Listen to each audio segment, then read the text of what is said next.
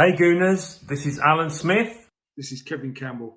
Lee Dixon. Colin Lewin. It's Gary Lewin. Charles Watts. Dan Potts. James Benge. Danny. Tom from the Gooner Talk here. Ryan O'Cross. Simon Collins. You may know me from the Evening Standard. You may know me for my time at Arsenal. You may know me from Arsenal or even the Highbury squad. I'm a Birdcat Wonderland. Being that physio sat on the bench next to Arsenal with my rubber gloves on. The former Arsenal physio. The Emirates press box, from writing, from Twitter. From goal.com, from Twitter, from YouTube. Football is the beautiful game and it brings us all together. Sometimes there are things even more important than wins and losses. And yes, even transfers. Every 30 seconds, someone in this world gets diagnosed with blood cancer. The Leukemia and Lymphoma Society works towards curing blood cancers and provides support to families currently dealing with these diseases. Gooners vs Cancer was started in 2017 by a lifelong Gooner who lost his father to leukemia way too young. Since 2017, Gooners v Cancer has raised $120,000 for the Leukemia and Lymphoma Society. And we need your help to keep the fundraising going in this year's campaign. Every donation helps. Every donation helps. Every donation helps. Every donation helps. No matter the size. And every donation enters you into the Gooner raffle, where you have a great chance to win amazing Arsenal prizes, including game tickets, stadium tours, signed men and women's shirts, and maybe a retro signed shirt by yours truly, Lee Dixon. Me, yours truly. Yours truly, Super Kev Campbell. So much more. It's easy to take part. Just go to www.goonersvcancer.com and donate directly to the charity. Pick the raffle prizes you want to enter to win, and wait for the drawings at the end of the campaign. Again, that's www.goonersversuscancer.com. We all know that victory grows out of harmony. Victory grows out of harmony. Victory grows out of harmony. With your help, we'll be victorious against blood cancer once and for all. Thank you for your support. Thank you for your support. Thank you for your support. Thanks for your support. Thanks for your support. Thank you for your support. Oh, so good to see you, Alan. We are now in our, 10? We've finished 17 hours. Wow, how are you feeling? I'm surprisingly, could it really be 17 hours? Yeah, it is. I'm feeling really good. I have got a cooler next to me with sugar-free Gatorades. I've got sugar-free Red Bull in case I needed it. I have not needed it so far because, every hour a new incredible, amazing person comes in with great stories and engaging conversation. And I think this is the point where I started to get a little bit. It got difficult for me last year, Sophie, and you came in and saved my butt. But I'm rolling right now, and I got way less sleep going into the podcast this year than I have in any of the previous years. You're in good shape, Mike. That's got a lot to do with it. You're looking great. You're healthy. Look at you rolling and rocking. It's beautiful. How long have you been on, Sophie? Not long. I've only been here for. I'm going into my second hour. I'm doing 6 hours today. So Wow. Yeah. But anything for Mike and this amazing cause, and anytime I get to hang out with you, legend, is an honor, and I love it. And I always have to do my, Oh, no, you don't have to do that. I do have a question for Alan, but we'll get to that because I know Mike, who I want to ask him about. Yes, and because Alan has been on with us so many times that he knows me, he knows what I do. I'm now going to give my introduction. Because again, I'm not going to waste a paragraph that I've written ahead of time. So it is legend time. It is my distinct honor and pleasure to welcome back to the podcast a man who single-handedly sold me, then a 15-year-old Yank, on returning to Highbury game after game after game by scoring great goals into the North Bank goal right in front of me. Little did I know at the time that I would learn he's also one of the true gentlemen of the game. And beyond the game, a very giving, generous, and kind man, always taking his time to visit on the number of occasions where we've been in the same place at the same time, including at a Weatherspoons in Heathrow Airport. Which you having a pint of lager at 6 a.m, weren't you, Mike? I did not do that. There we are. Yay. There we are. You've reached a point in your relationship with the club and certain people in the club that when you're just going home from like a 2 or 3 week vacation in London, and you're just going home and you're upset and you're annoyed about it, and because it's back to work and so on. And all of a sudden you look down at your phone and there's a text from like the first person you saw score for Arsenal saying, "Hey, I just saw you in the airport. Tell me where you'll be and I'll come around." That was what I did between then and when you showed up is I just started pinching myself over and over again just to see whether it was real or not. But that was very sweet of you. And you sent text messages in the group text saying how amazing it was. Yeah, he invited me into the 88-89 text group, which was, you didn't have to do that, but you didn't know you did that, but I didn't.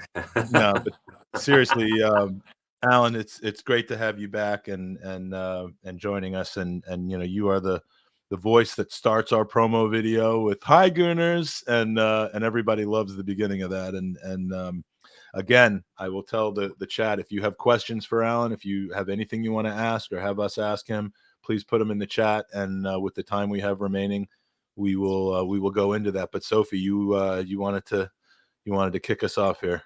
I've been waiting for this moment because Alan's always, as we know, so measured when he's talking about the Gunners. And there's a player, of course, that is exceptionally polarizing. And you more than anyone kind of probably know that certain players are appreciated and underappreciated. Some players are appreciated by players because they can see and they get it.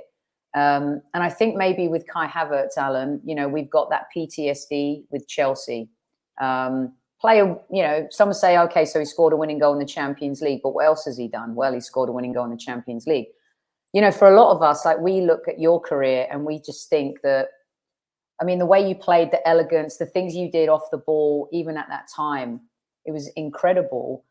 Talk to us about Kai Havertz a little bit as a player, maybe someone who, so many other people stole the headlines in the Arsenal teams along the way.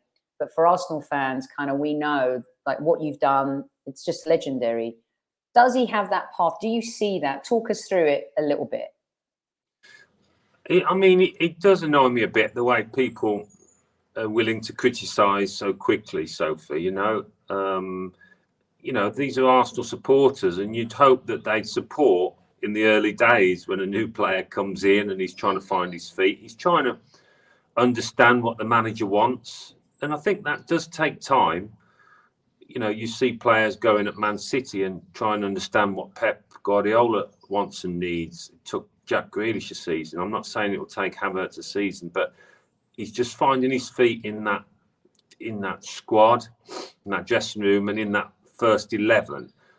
I think he's a very good player technically. I think he can be a good player for us. And I know I heard Arteta say he wants him to be getting himself in the box on the end of things. A bit like Xhaka did, didn't he?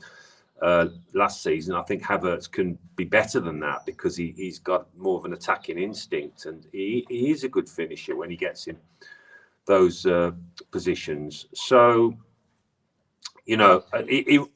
you saw against Man United when he snatched at that chance and he almost missed the ball. It's just nerves at the moment, and he needs to settle.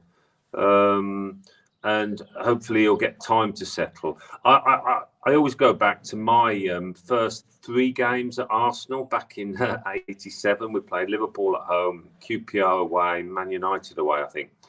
I hadn't scored, and I remember the back page of The Sun, I think, were linking Arsenal with Kerry Dixon at Chelsea, who was, one of the big strikers at the time, because they said I hadn't settled. And I thought, blimey, 3 games in and they're talking about I haven't settled. And that hit home how big the club was and the expectation, the pressure. It's not quite the same for Havertz because he's played for Chelsea, so he understands that. But, I think he can. Playing with Odegaard, they're similar sorts of players, and I think they've got to kind of learn to gel, learn to share the spaces and play off each other. But that takes time, Sophie, doesn't it? They'll be working on it in training, and hopefully we'll see the fruits of that on a match day. So I would urge everybody to stick with him. At Chelsea, he played in a lot of positions, didn't he? He was here, there and everywhere, and that didn't help him. If he can nail down a position at Arsenal, that'll certainly help him. Yeah, Super Kev talks about that on our show a lot too, Alan. And what do you think? Because I think people have this notion that he's this out-and-out goal scorer, or this demand that he scores goals, whereas perhaps maybe he's that link player that Arteta was missing. Some fans think that he slows the play down, and then kind of like when you see the response in the Manchester United game, maybe there's validity to that. I'm not the expert, but what do you think in this particular team that his best position will be, or what you think Mikel wants him to evolve into eventually? Well, I don't think he wants him as a centre forward. He can play there in the short term, but I think it's where he is at the moment, really, as the number 8. Similar kind of depth of pitch to Odegaard, and getting in the box, probably getting in the box more than Odegaard, making those late runs, finding space. It might be that he doesn't play every game when we play another defensive midfielder, perhaps against the likes of Man City, Liverpool, whatever. But he can score goals. He got a lot for Leverkusen in his last year, didn't he? Obviously, it's slightly different, but yeah, I think he can be very useful, Sophie, for the team. I really believe that he is versatile, which at times will come in handy. And I think, do you agree with this, Alan, that maybe what he's going to become, maybe we'll see the best of him in the Champions League? I know there's a bit more, there's definitely more frenetic pace in the Champions League when you get to the knockout stages, but in the group stages, some teams play it safe. Do you think that maybe that's the competition where he'll be able to shine most, and hopefully that will give him confidence? But surely Champions League will be a good spot for Havertz. Yeah, I think so. Yeah, definitely. I mean, he can play in both, but he's no stranger to the Champions League. I think it suits his style. He obviously will go into that competition with a lot of confidence, having scored in the final, got the winner. So it's not like he's wondering whether he can compete at that level. I think he's got confidence in his own ability. He will have taken a knock. He would have sensed the kind of hesitation amongst the Arsenal fans, the one or two moans and groans. You do hear it as a player. You drift towards the side of the pitch and hear one or two shouts that aren't all that complimentary. But you've got to take it on the chin and get on with it. And hopefully, I think he's a strong character. He's a quiet lad, isn't he? He comes across as a quiet boy. But I think, to do what he's done, to get where he's got, you've got to be a strong character in that kind of resolute way. So I think he'll come good. Very cool. Kind of, Mike, did you freeze? I didn't know if you'd frozen there or if you. No, there's been a few times on this podcast where I've been reading something or looking at something, and people have thought that my screen froze because I thought he was entranced by my words. He was just hypnotized him. I'm just trying to to get the positive Havertz energy going on here. So I was. Are you a critic, Mike? No. I'm generally not a critic. When I criticize people, when you hear me talking angrily about somebody, or it is because of what they are showing and giving to the club, or more importantly, not giving to the club. Yeah, I'm all about this. I'm not about tactics and my issue with Granit Xhaka, for example, when I had an issue with him, was not about his play. I didn't think he was a poor footballer, and if he was, that wasn't my issue. It was more about the interpersonal relationships and stuff. So I reside in that area, and Kai Havertz, I feel for him. I think he's come out with comments pretty recently saying, I kind of know this is part of the deal. I haven't got off to the start that I want, but I have confidence in myself, and I know that Mikel has confidence in him. I think he'll come good. I think you can say that and agree that, he's getting into good spaces. There's still kind of that intuition with your teammates and that unspoken understanding that we haven't seen yet. I mean, we have flat out seen situations where Gabby Martinelli probably should have passed him the ball and didn't.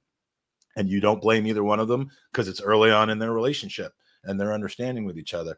But you can also say he had a very, very, very poor game on Sunday. It was at a very bad time because he was already experiencing scrutiny, but he probably should have scored a goal, and he probably was responsible for the first goal that we allowed, and that wasn't what he needed.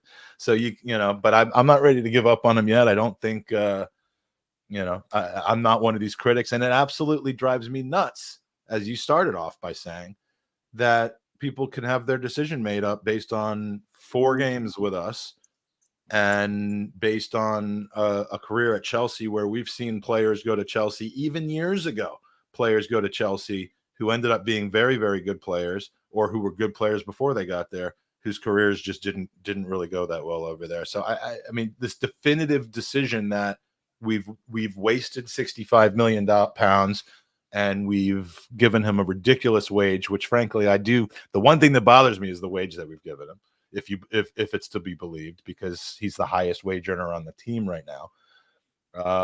But you know, I trust Mikel Arteta right now. I trust his decisions on personnel. I trust his ability to get the best out of his players. If anyone can, I believe that he can at this point.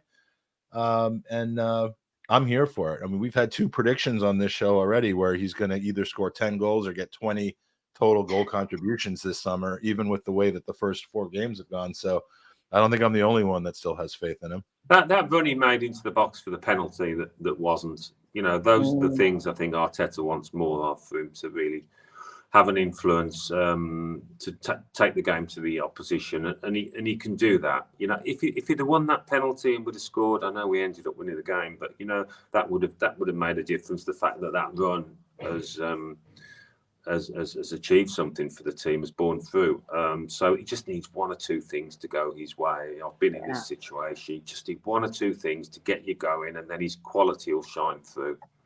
I mean, even Saka missed a sitter in that match, right? But we treat certain players differently, don't we, Alan? And of course, you know, Saka is our Hayland little mini legend in the making. But I just think sometimes it's a little bit. I mean, some players are polarizing, and Kai.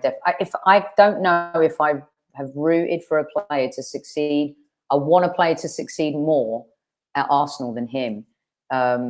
Because you always, like you said, you really want it to work. And what I do like, though, Alan, is all the competition that is, you know, being created in the team. We've seen it probably since, Zinchenko arrived, the Tierney competition. You've got competition, Trossard, and what he kind of lit a fire under Martinelli's, belly. And now in similar situation, I've been really curious to know what you think about goalkeepers, because of course you've played alongside great goalkeepers. And what do you think?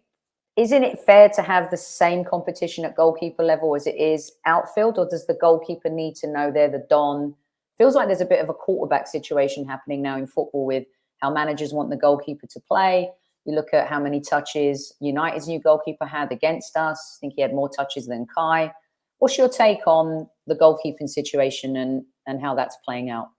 It's interesting, isn't it? I mean, David Raya one caught everybody by surprise, I think, as does quite a bit of the Arsenal recruitment these days. You know, Havertz, I didn't see him linked too much with Arsenal until the deal was done. But yeah, for Aaron Ramsdale, it will certainly keep him on his toes. It should do. I'd love to know what's in Arteta's mind, whether he thinks Raya is a better bet. He's better with the ball at his feet. And who he sees as number 1 publicly. He says, you know, it's 50-50. It's quite unusual to have 2 kind of number 1 goalkeepers at a club, isn't it? But I did the Brighton game the other day, and they brought in the Dutchman Verbruggen. Jason Steele was dropped, having done very little wrong. But Verbruggen, I think, is very good with the ball at his feet. You saw that against Newcastle. So managers are always looking. But, you know, hopefully they'll get on the training ground, because the old goalkeepers union, that they train together, work together day in, day out, and they normally become close and good friends, and they can egg each other on. Obviously, there's that competition between them still, but you would also hope that makes for better levels of performance. So it's kind of watch this space, isn't it? I suppose Ramsdale thinks, if I have a couple of dodgy games, I might be out here. So I was surprised, because, you know, it's money. Although say it's money, it was a good deal in the end. Was it $3 million or something with an option to buy? Deal. Yeah. It's a great deal, isn't it? And, you know, Raya's obviously spoken to Arteta and asked him about what his plans are, what his thoughts are. he said enough, Arteta, to encourage Raya to come to the club. It's a step up from Brentford, of course it is, and he'll be hoping that he can impress enough to win the gloves. So we'll watch this space. Really, it's a fascinating area of the pitch now. Did you see when the club gave Raya's granddad a shirt? I forget what his name was, but they were like, we got a new signing, and we're joking about that by saying his granddad wouldn't have missed these sitters, and the reason that Patrick Carlson knows about his granddad is because of that thing. But it is that kind of family atmosphere. Mm-hmm. It almost, that moment where, I don't know why, but that moment with Turner and Ramsdale, that was great. Is that what you were going to say? No, just the taking care of the family and this brand new player who's never played for Arsenal before, and they're literally bringing them into their home in a sense, and taking their family and all that. It just reminds me of the story you've told me about where you were brought into was it Ken Fryer? Yes. Into his home, and I mean, that's just, you would just not expect that to be the way that it works. And Arsenal's a different football club, and I think they didn't want to pay for a hotel, Mike. That was what it was. I mean, look, at the time, you probably weren't on 100,000 a week either. No, I wasn't. No. Though you would have deserved that. So you've recently tweeted something which got a bit of attention. Controversial opinion: the Emirates creates the best atmosphere in the Premier League. Now, 1,000 replies, couple thousand retweets, couple million people viewed that. Not everybody agreed. No, and that's a surprise. Yeah, there's no wonder that Peter Drury doesn't have a Twitter account, as he told us a couple hours ago. But was this a kind of in the moment tweet in the wake of the magisterial end of the United game, or was that? I mean, do you really honestly feel that way? I was just putting it out there, really. It was just up for debate, I knew there'd be people piling in, but it's the dramatic finishes we've had, isn't it, really, that made me say that, when the place has been exploding with excitement last season, and obviously against Man United. So when it gets like that, there's not much to compete with it. I've been to Newcastle a few times, under the new regime, and it's loud. Mind you, the PA system is almost louder than the fans. It's absolutely deafening. But Liverpool has always traditionally probably been the best. I remember going to Anfield to watch the Chelsea game in the Champions League, and it was an incredible atmosphere. I think it was the ghost goal night. So these are the levels that you've got to reach. But in particular moments, I think, because there's still that freshness about the Arsenal fans, and where's this team going under Arteta? There's that excitement. You get the feeling we're at the beginning of things, I hope we are. And so that adds to it. And the noise is louder than it's certainly ever been at the Emirates. So just thought I'd put it out there, and create a bit of debate. Yeah, well, and that you did, and I'd like to believe that it's true. And I think there'd be a lot of rational argument against that, just given the past of the atmosphere at the Emirates. But I mean, I've been going since 2013 to the Emirates, and I was very disillusioned and disappointed with what I saw for many, many years there. And now, my God, it's a whole different story. Quick interlude in the middle of our hour to remind you a couple things. First of all, go to goonersvcancer.com. You're going to want, if you are waiting or haven't decided whether you're going to donate or not, here are some of the prizes we have coming up that if you donate like now, you can get entered into. Our next prize that we're going to be drawing at the end of this hour is the go-to. It's the retro kit with a personal signing from Alan Smith, which you're gracious enough to do a handful of these every year for us. So it's going to be an Alan Smith signed retro kit at the end of this hour. At the end of the next hour is going to be a Kevin Campbell signed retro kit. We've got 2 Emirates Legends tours coming after that. Then we're going to have Charles Watts with a signed book that he's graciously given to us. a new 23-24 new Arsenal kit, and then a Ruth Beck framed Highbury Memories thing, which, Alan, I just want to show you since you're here, and Ruth is in the chat right now. Have you seen this yet? I'm sorry about the... Show it at an angle. Yeah, what's it showing? It's basically the celebration after your and Mickey Thomas's goal, I believe. Outside is that the East Stand? It's like the end scene of Fever Pitch, really. Yes. When everyone comes out. And I it haven't is seen that before, that picture. It is it's first of all, this particular version of it, we've been giving away prints from Ruth Beck art. This is a signed version in a frame. There's all sorts of little Easter eggs in here. You've got the woman from Fever Pitch. You've got folks hanging out the window here. It's kind of a compilation of a number of different stories and times. It's not necessarily of the celebration in the final scene of Fever Pitch, but it's kind of patterned after that. It's so intricate with so many different things going on, and it's amazing. And that was the pre-party before everyone showed up at the Winners Club to mob you guys. Yes, the billiards hall. Yeah, that's it.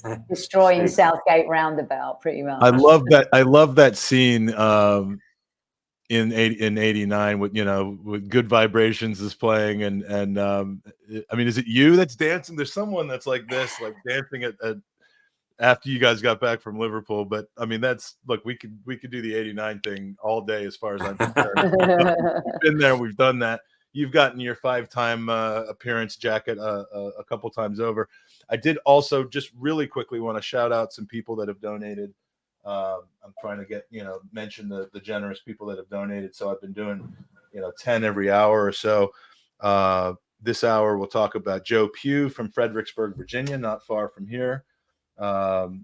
Joe was one of our first Gooners versus Cancer winners back in 2019. Joe Teller from London, John Gallagher from Dublin, John Hayes from Nottingham, John Manning from Ashbourne, Meath, which I believe is in Ireland, because I think that's our Dublin Gooner, and John Murnello from Pittsburgh, Pennsylvania, John Gray. We got a lot of, it's because it's alphabetical by first name. I'm like, why are there so many Johns? Everyone's called John. Yeah, there is a reason for that. John Gray from Lisburn. Where is Lisburn? Ireland, Northern Ireland, I think. Northern Ireland. Lisburn, not Lisburn. Oh, okay. Not Lisburn. Lisburn with an R. Look at Alan. Alan's good at geography. Were you good at geography in school, Alan? I quite like geography. Yeah, I do. Yeah, me too. The cloud formations and all that. Yeah, I do as well. John Holland from London, Jonathan Hancock from Little Rock, Arkansas, and last but not least in this group, Jonas Hart from Harrisonburg, Virginia, who teaches a sociology class at my son's university that my son took last year. So Jonas not only taught my son, but is a very good friend, and he was the fourth person in our 4-person party watching the Manchester United game last Sunday. So it was my son, my wife, myself, and Jonas, Professor Hart. So thank you again for your donation. I know he was in the chat earlier. He's probably not now. He's probably got a class to teach in a couple hours, but thank you to everybody that's donated. We are now over $11,000 raised for just this podcast, and $26,425 raised overall. But again, get in now if you want to win these prizes, because we're about to go on a run of some pretty amazing prizes here, as we have been for the last 17 hours. I love that comment. You got to put that comment up from Hilsey. That's right, brilliant. Let me see. We got that is classic Hilsey right there. Brilliant. He's been going to the Arsenal. His first game was late in the 60s, I think. I'm not gonna, I know Fergus was late 60s, but yeah, these are original. Trev was a late bloomer though. He was 40 at the time. Right. So yeah, but no, they're Highbury's through and through. Alan, watched your debut. They're Kev's debut. been there for many, many years. Part of the furniture now. Yeah. Yeah, it's fantastic. One more kind of question from us, and then we'll just spend the rest of the time that we have together on more user questions. And then Sophie, obviously, if you have anything to add. No, let's let everyone get their questions in. Yeah, let's do that. I've not been as good as I can about doing that, but if you guys, if you guys would stop giving me gold, we could get more user questions in. But come on, can anyone but City win the Premier League this year? Yeah, of course they can. Of course they can. It's easy to think. Typically, can it happen? But I mean, Yeah, I know. No, I mean, at the moment it kind of looks nailed on, doesn't it? But because they've started very strongly, even without Kevin De Bruyne, they would need a couple of more key injuries. I think Haaland and somebody else, maybe somebody at the back. But the thing that amazes me with them, I mean, obviously Pep never loses his hunger. He never appears to, so he's always pushing them on. He'll rotate the squad, get some out, bring some in to try and keep it fresh. They set the standards. They're the best team in the world. So, if you beat them, you've done pretty well. Everything's got to go right for whoever's going to beat them. Everything will have to go right for the Gunners. We don't need any injuries like we did last season with Saliba and that. So it's a tall order, but it can be done, We've seen enough shocks down the years, and it'd be a shock of sorts. Nothing goes on forever though, does it? We thought we thought Liverpool would keep on winning back in the 70s, 80s, then Manchester United. It's cyclical. So City, there will come a time where they just fall off a little bit and somebody else takes over. Yeah, I certainly hope. As long as Pep's there, they'll win. Once he goes, well, that's it. Yeah, I mean, he's been there. How long's he been there now? 6 years or something. 7? Is it this is 7th season? It feels like longer than that to me, but I would have said 8. But so I'd love to know, how long he wants to stay there. Obviously, they've won the Champions League, they've won the treble and everything. So, as a manager, you start to think, what else can I achieve here? Go invincible. Well, yes. No, this is his 8th season, by the way.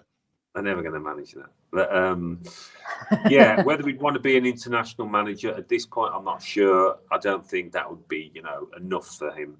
So he hasn't managed in Italy, has he? He's managed in Germany, Spain, England. So who knows? But I think you're right, Sophie. As long as he's there, it's going to be really tough for everybody. I think so. Question from Morgie. Morgie says, Alan, met you at Welwyn Garden Golf Club, and no surprise, you are a proper gent. How is your golf? Low single figures, I guess? We call it Welwyn here, Mike. Welwyn, sorry. Did I say Welwyn? I should have known that. These English names, they're confusing. Oh, he met me at Welwyn, did he? Did he ask a question there? Yeah, how is your golf? Low single figures, I guess. No, I'm 8 at the moment. 8.8. So I played in a golf day on Wednesday. It was Dave Jones's golf day, the Sky presenter for Bloodline, the blood cancer charities, and there was a really good turnout. Few ex-Arsenal, Lee Dixon. Has Lee been on yet? Lee actually is not coming on. He would have, but had some things that happened recently. No, I know. I was chatting to him the other day, but Jake Bothroyd. I didn't want to bug him in the wake of all that. No. Steve Sidwell, he was there. It's a few of the boys, we had a good knock. No, golf's going well. It's been good hot weather for it. So all good. What did you shoot? I got 32 points Stableford, if that means anything to you, Sophie. But right. Some of them got a lot more. There was a few bandits about, maybe next year we'll take Gooners v Cancer to the UK and have a golf tournament. What do you think about that, Alan? I think that sounds great, don't you? It does. People do say organising a golf day is the hardest thing because it is. people It's agree rotten. to I've done play, it. and then they pull out last minute. You know, maybe for a genuine reason, but it leaves you up the Khyber quite often. And so you it can and be a you're bit of a subject header. to weather and I mean, there's a lot that can go wrong. I mean, it can go right, but there's a lot that can go wrong with something like that. I organised a golf tournament with Bruce Jenner before he became Caitlyn Jenner. Actually, gold. I guess that video's gold dust now, Mike. Bruce Jenner playing golf at Torrey Pines, Alan. Oh, which wow. Amazing. Beautiful golf course, of course. And do you play it is. then, It's hard Sophie? work. I do love to play. I'm not great, but I love to play golf. It's so relaxing. Well, how come you organised it? What was it, for charity or? Yeah, it was for a charity. Yeah, for kids in Southern California, and Bruce was great. Actually, it was a really great day out. And that golf course, the South course, is just stunning. So yeah, US Open, isn't it? Torrey Pines, yeah. I saw Tiger play there as well. I mean, it's just really, really cool. I think Peter Colson knows that I will put up any question that he asks because of the avatar that he has. You know, he knows how to get to my heart. But the question for Alan: which player was the most gifted but underrated? By the way, you're Ryan. I was going to say your nephew because he calls you Uncle Alan, but Ryan was on. Ryan did the midnight to 1 a.m. shift with us earlier, and we did like a draft where we picked our all-time from 1986 on, our all-time Arsenal players, and it was, you know, a competitive situation, and Ryan selected you as his striker. Oh, he did, yeah. Well, he ended up with you. More his heart than his head there. He ended up with there were two strikers. He had the second pick on the first striker and the first pick on the other one. So I have to tell you, I took on Henri first. He took Bergkamp. But then on the next time around, he had his first pick, and it was you. So, he's good lad. Yeah, well, yeah. But, the most underrated. Most gifted but underrated that you played with. Do you know what? Steve Bold, I always thought never got the credit he deserved. He was a fantastic defender. Obviously, Tony next to him as the captain, as the big character, England player.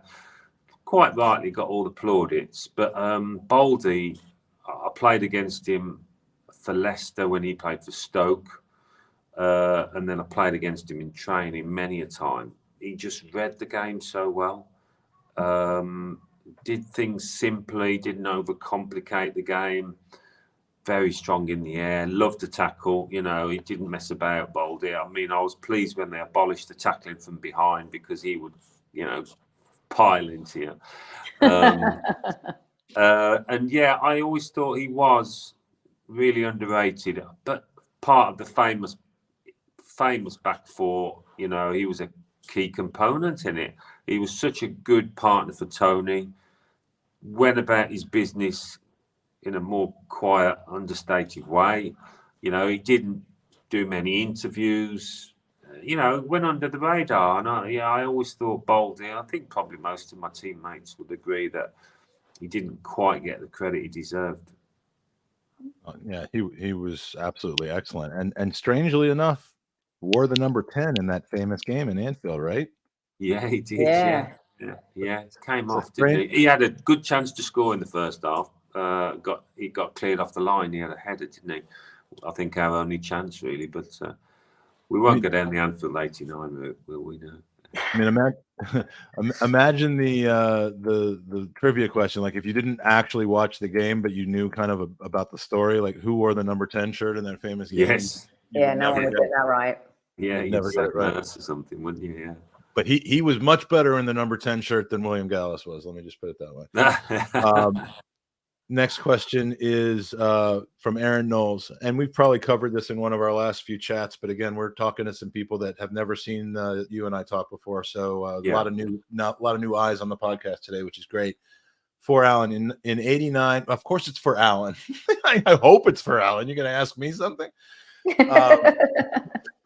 In '89, you said you worked on that routine for the first goal against Liverpool, and it never came off until the game.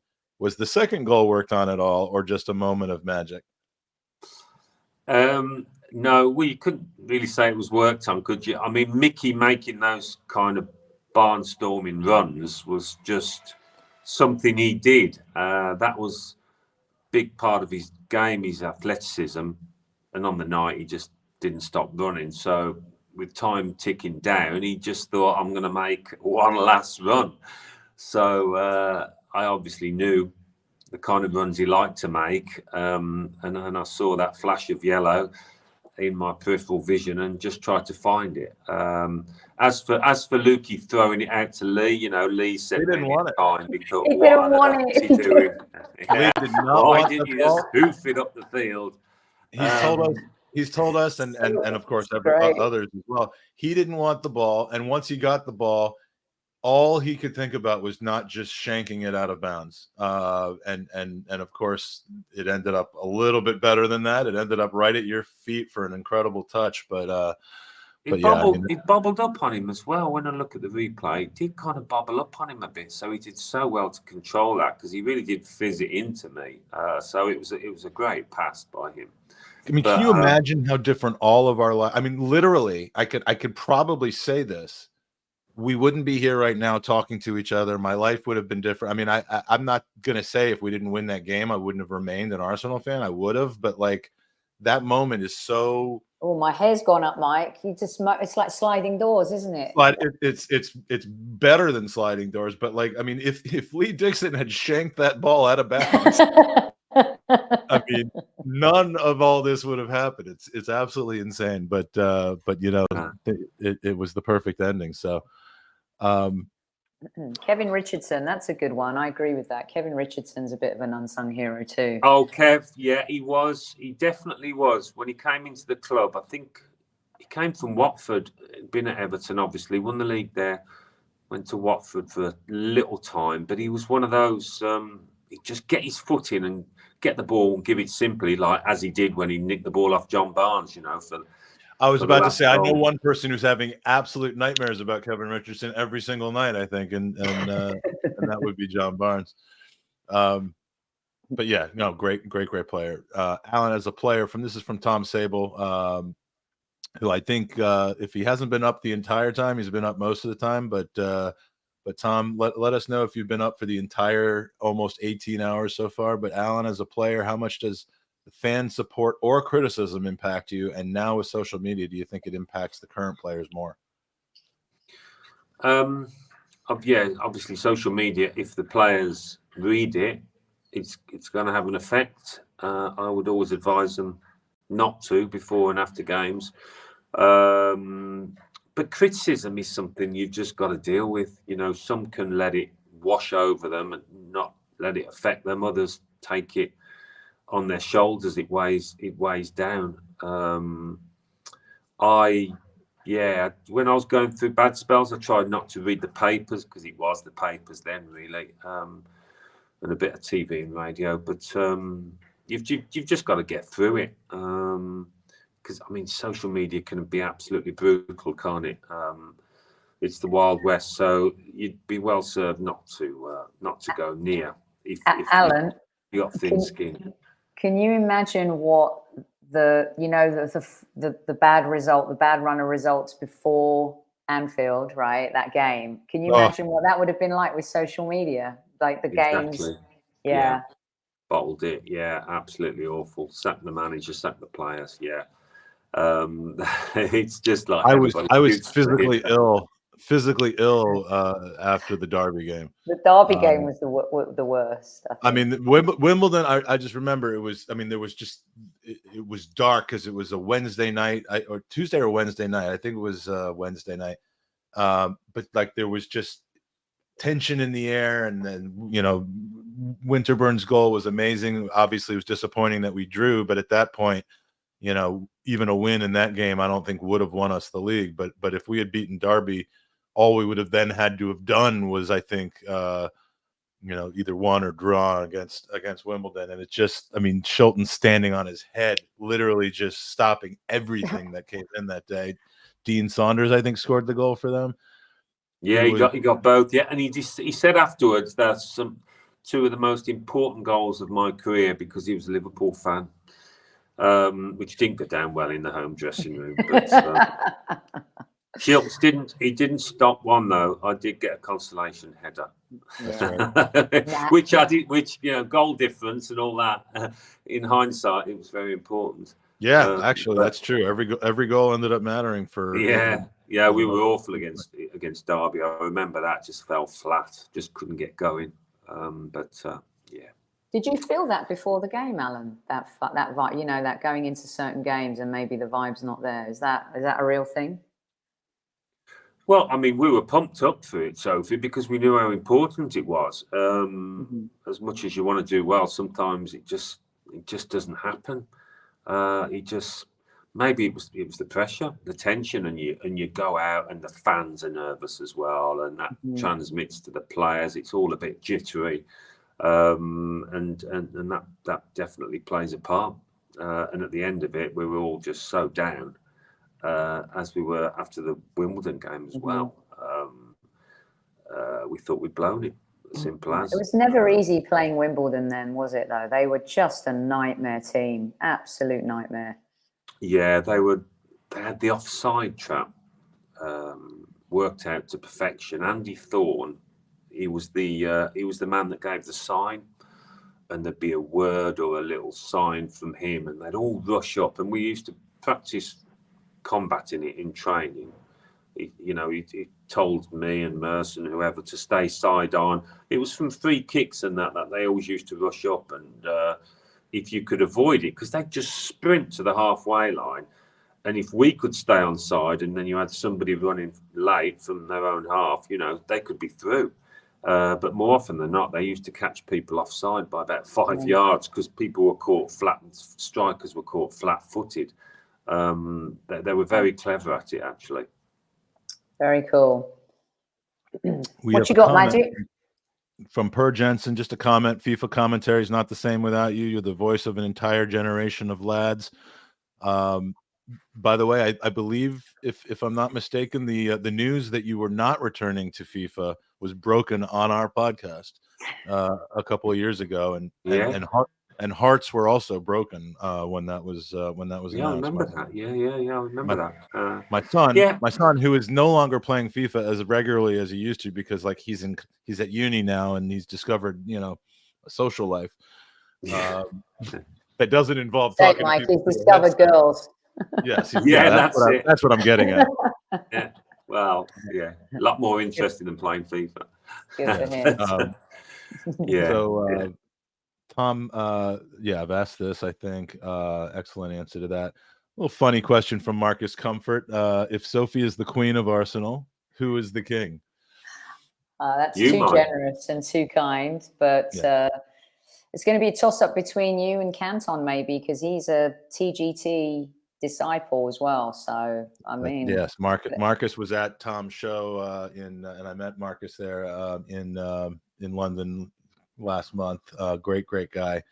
And well, it's got to be Tom, because you don't want to elect, this shows where I live, you don't want to have a king that's clearly going to be way outlived by the other option for king. So I'll cede the crown to Tom. I'll just be the court jester. Speaking of Toms, Tom Sable again. My first game ever at the Emirates was the Forest game to start the season. We were there together. Had a great time, and it was better than any experience I've had in the USA. And I've been going to sporting events for 40 years. I see my colleagues in Arsenal fandom in the States. Tom's very, very active. He heads up the Tampa, otherwise known as Gulf Coast Gooners. Pours his energy and his time and his money and his and his interest into providing a home for people in Tampa, Florida, where I'm about 45 minutes away from at times, and I'll try to come up whenever I can. But it's just so great to see friends like that come for the first time, come to the Emirates, and clearly 40 years of sporting experience, and he loves going to the Emirates, and there's not really a question in here, but I just wanted to kind of share that. And don't you love to hear stuff like that? We kind of get a little jaded and used to it at times, but there's still 50-plus-year-old men. Sorry, Tom, who come to a place and they're like kids in a candy store.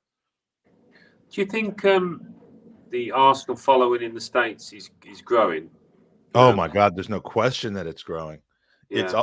It's huge and growing, and it was growing when we were going through our leanest of years on the pitch. It was growing just because of, and mostly because of the hard work of, I mean, there's a very good, and I can say this now because I'm involved in it, but it has got nothing to do with me. The people who kind of bridge the gap between the club way over there, I don't know if I'm pointing the right direction, but the club, no, that's south, I think. The people who bridge the gap between the club and the national supporters clubs and all the individual kind of spokes to the wheel in the local supporters clubs work really, really, really hard on building it. And you know, it's a grassroots thing, and it's a fun time, and it's a family, and you know, anyone who might be on the fence about it is just going to fall in love with the fandom here. And it doesn't hurt that the team is actually incredibly fun to watch now, and all of that. But yeah, I mean, it's huge. Definitely the best. Maybe not the biggest fan base in the States because of Manchester United, but definitely the best. I'm not sure about that. So I think Barcelona and Real Madrid, of course, have a massive following, especially with the Latino audience. And Manchester United and Liverpool, I think, crush us when it comes to like Asia, Australia. The US, definitely, when you see the games, I mean, what MetLife was pretty equal, would you say, Mike? MetLife, or was it more, do you think there were more Arsenal fans there? It was maybe 55-45 to Arsenal fans. Yeah, but it's amazing considering since I moved here, like a few months just before 9/11, and there was literally, if you found a game on Fox Soccer, there was one channel, Alan, just showing football. And I think also the European games help it grow. The Premier League, of course, Bundesliga is massive here as well now, and the growth of MLS as well, just the quality and the way they've built the league. I mean, it's definitely one of the fastest growing sports in the United States, no doubt about that. And Arsenal, since I've been covering the tour since 2016, it's just gotten bigger and bigger every single year. Absolutely. And the fact that Arsenal seem to be destined to be coming here every summer now, which, you know, I have it on authority that you know, it may just be an annual thing at this point, as long as Mikel Arteta has his say. It is you know, it's just going to grow that fan base even more. I do have a couple more questions for you to get you on, but you know, we gotta add to the goal scoring tally that's in this podcast right now, and so we're going to do that with hey, Super Kev, there he is. Smudge, how are you, son? How you doing, Smudge? All good, mate. You well? Lovely. Magic, Sophie, Annie, squaddies. This is Squad Central all of a sudden taking over the Gooners podcast and the Podathon. So at first, you know, I read your name there because there was a gathering last weekend in Kansas City where they call themselves the KC Gooners, and I, you know, and for some reason I thought maybe they had reached out to you and asked you to put that on there. Now I understand what KC Gooners versus Cancer means. So yeah, I've been up for maybe a day straight, and I'm not thinking so clearly. But look how young these guys look, Mike. Look at these two. Well, speaking of which, and disregard the name of this gentleman here, please. And I use the word gentleman liberally, but a listener of the podcast say, what skin and hair care products are you using? Speaking of looking young. Who are we talking to there? That would be you, but don't worry. I don't think he's actually expecting an answer. But yeah, I mean, there's something about the Arsenal players from your era where you're just in better shape now than people 10, 20 years younger than you are, like, you know, like myself. But I mean, George Graham, Kev, taught us to eat the right things, do the right thing, and look after yourself. Not all of the lads looked after themselves as much as they might have, you know, but that's true. We're all doing well. That's beautiful. True. So, it was a hard school, Magic. It was a hard school. Yeah, well, You've done it, and you're an inspiration. So now you've been up. What when you were playing? Did you wake up at 4 o'clock in the morning every day, or is that just a recent thing for you?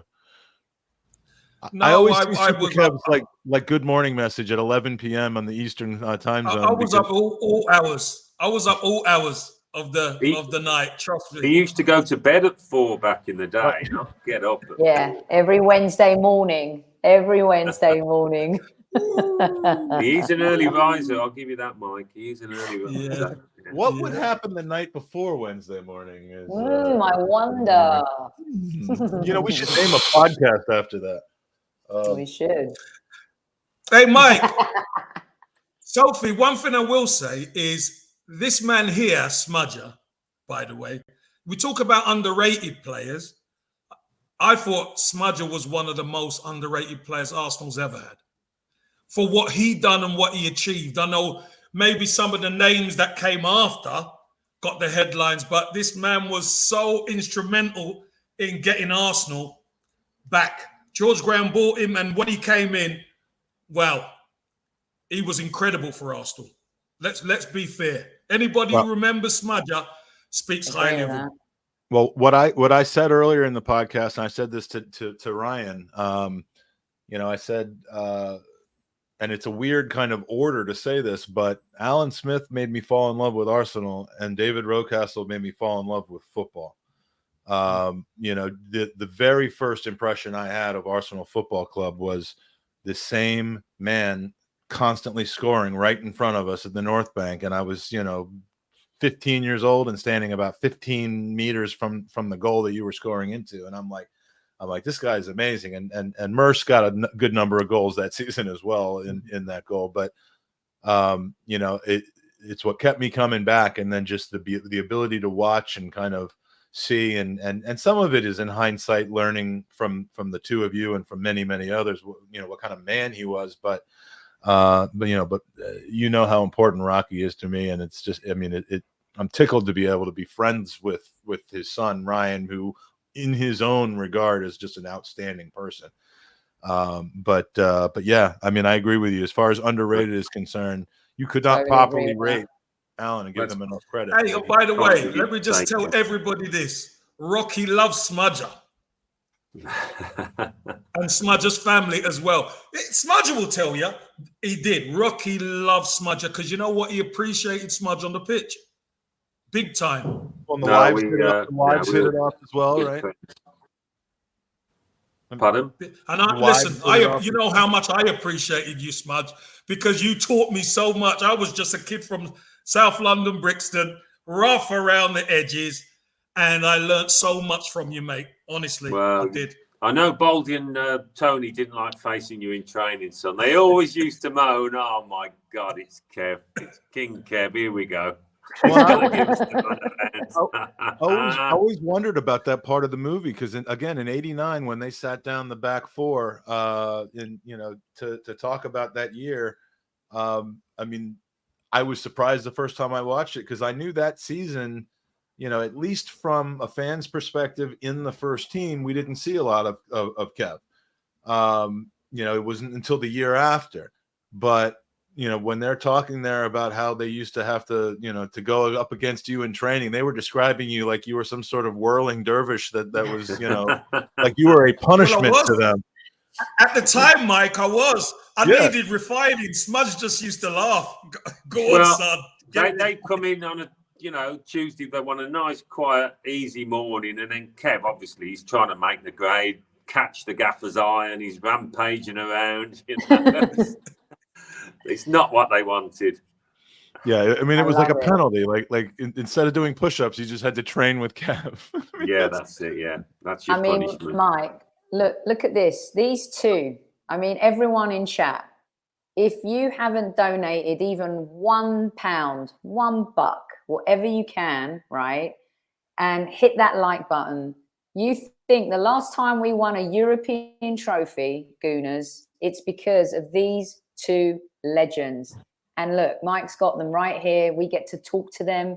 It's incredible. They're legends of the club. and to be here and for you guys to be able to ask questions. And that night, we'll never forget it. My hair's going up again. It's just happening the whole show. It's incredible. It's just incredible. Yeah. So please, you know, get dialing and donate and just soak this up. It's old school. I'm thinking of those old marathons on ITV. Pick up the phone. I can't tell you what to do with it from there, but just, you know, pick up the phone and then drop the phone and get on your computer and donate. We are, by the way, Kev, I'm just going to bring you up to date. We are at $11,155.49 for the podcast week, and $26,455 for the campaign. Fantastic magic. We are fantastic, and I think we're officially now less than 2 months into this 12-month campaign. This is our highest fundraising year that we've had since we started in 2017, and we've still got something incredibly amazing. I'll give you a hint. It's something that we gave away once before, and there is one more to give away. And it's something that Alan just absolutely pulled off a madness for me in getting, and we're going to be giving away one more because there's only one more that exists. Wow. I promise. A little bit later, maybe January, February. So this year is going to be fantastic for Gooners v Cancer. I think this is the year we make the leap. So, and now it's time to give away. Time to give away a Alan Smith signed retro shirt, which will be done a little bit later on in the year. But some lucky winner who donated already is going to win that. If you haven't donated already, get it in now, and you'll be eligible for the Super Kev signed one that's going to be at the next hour. But the winner of this shirt is Super Kev. If I could have had a bunch of like 191 ping pong balls delivered to your house, I'm sorry, Alan, to pick this, I would have done it. But instead, we have to use this physically unappealing or aesthetically unappealing random picker. The winner, Brock Werner, has won. Brock Werner has won his second prize of the night, but he's eligible for this one because so he's now got a Ruth Beck art and a signed Alan Smith. It's not a signed Alan Smith jersey; it's a signed retro jersey by Alan Smith with personal message. And I can tell you, Alan's been extremely kind in writing some pretty special messages. I know a number of people who now have your jersey framed on their wall because of Gooners v Cancer and because of your generosity. Congratulations to the winner. Congratulations, Brock. Yeah, you have won, and very well deserved. So, Brock Alan sounds like a superhero. I said he's I'm like, shockingly, he's American. He sounds like a football player. Brock Werner. Do it in your accent, Sophie. No. Brock You're Werner American. coming to you. Striker on the pitch. Let's go. Get a goal. That sounded like one of those karate video games. Fight. All right. So thank you, Brock. Thank you, Alan. We're gonna pivot now over and have some Highbury squad time. And I don't want to take up any more of your time, but Alan, you're a true gentleman. I appreciate it so much. Where are you commentating next? What's your next gig? Do we know? Yeah, I'm at Brentford, I think. It seems like we've been off it for a long time, but I think I'm Brentford. Don't ask me who they're playing. I'll know when I turn up, but I don't know at this moment. You were at Brentford a few weeks ago. I was. Yeah, it's good ground to go to, isn't it? It's always good atmosphere. But that was the Spurs one, right? Yeah. Yes, that's right. Yeah. Ooh. So back at it. Champions League starting soon as well. So yeah, should be good. It's Newcastle, Brentford. Is that the game you're doing? That's a oh tasty no, one. I'm not up there. Brentford, Newcastle. I don't know. Anyway. Well, the one after that is against the Toffees at Brentford, so maybe that's the one you're working. Yeah. Well, you're getting a ton of love from the crowd, from the chat. Thank you for your support. You're a legend. Again, I'll put up Peter's comments all the time because he's got that picture next to it. And thank you for everybody legend, and someone I am proud and honored, and hopefully not overly presumptuous in considering to be a friend, and that means everything to me. I enjoyed it, Mike. Congratulations to you for the work you're doing, mate. As always, absolutely fantastic. And Sophie, Kev, for your support. You know, brilliant job. Just pleased to be involved with it. Pleased I can help. No, thank you so much for that. Alan. I appreciate it, and have a wonderful rest of the day. Hey Gooners, this is Alan Smith. This is Kevin Campbell. Lee Dixon. Colin Lewin. It's Gary Lewin. Charles Watts. Dan Potts. James Benge. Danny. Tom from the Gooner Talk here. Ryan Oakcastle. Simon Collins, you may know me from the Evening Standard. You may know me for my time at Arsenal.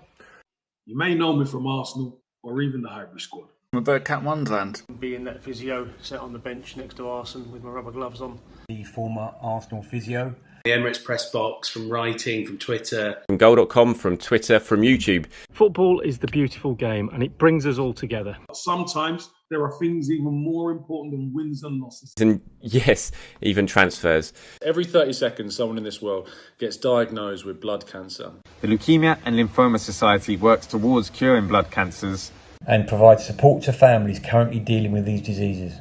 Gooners vs Cancer was started in 2017 by a lifelong Gooner who lost his father to leukemia way too young. Since 2017, Gooners v Cancer has raised $120,000 for the Leukemia and Lymphoma Society. And we need your help to keep the fundraising going in this year's campaign. Every donation helps. Every donation helps. Every donation helps. Every donation helps. No matter the size. And every donation enters you into the Gooner raffle, where you have a great chance to win amazing Arsenal prizes, including game tickets, stadium tours, signed men and women shirts, and maybe a retro signed shirt by yours truly, Lee Dixon. Me, yours truly. Yours truly, Super Kev Campbell. So much more. It's easy to take part. Just go to www.goonersvcancer.com and donate directly to the charity.